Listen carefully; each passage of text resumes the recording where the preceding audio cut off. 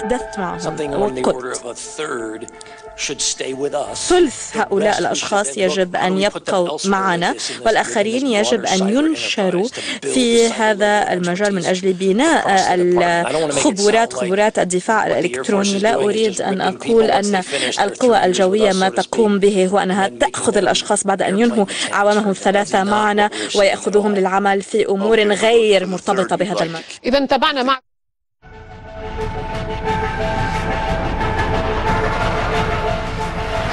Okay, and then with regard to the cyber service, which you are doubtful about, do I understand Britain does have such a cyber? No, their structure is less a cyber service and more a combination of active as well as significant reserve. Is anybody trying this, or any of our allies trying this? There's nobody right now who's really gone to a single cyber service. Most are trying to take within the existing service structure, can you create a dedicated work specialty, so to speak, where that's what you do for your career.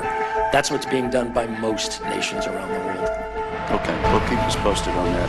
Now, on page 2 of your written testimony, you say advanced states can continue to maintain the initiative just short of war, challenging our ability to react and respond, unquote.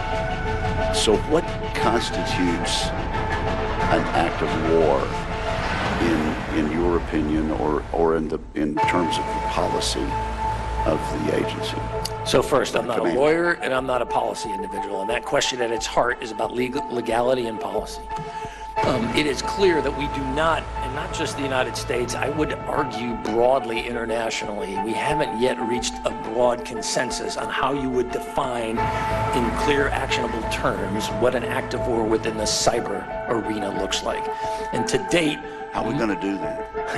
We're going to get our policy people together, and we're trying to discuss this broadly. I know, again, it's outside my lane, but I know we're involved in broad discussions both internally within the U.S. government as well as with foreign partners about how we develop a broader consensus on that.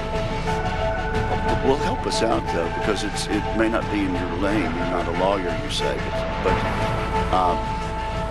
you would certainly be one of the first people I would ask in terms of what sort of act, in your judgment, would go beyond this threshold of war. Right.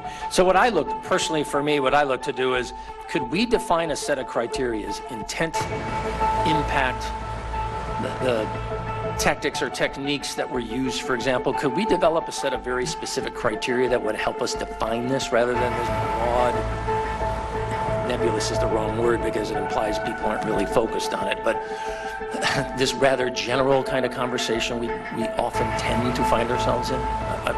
I'm trying to mentally work myself through how could we get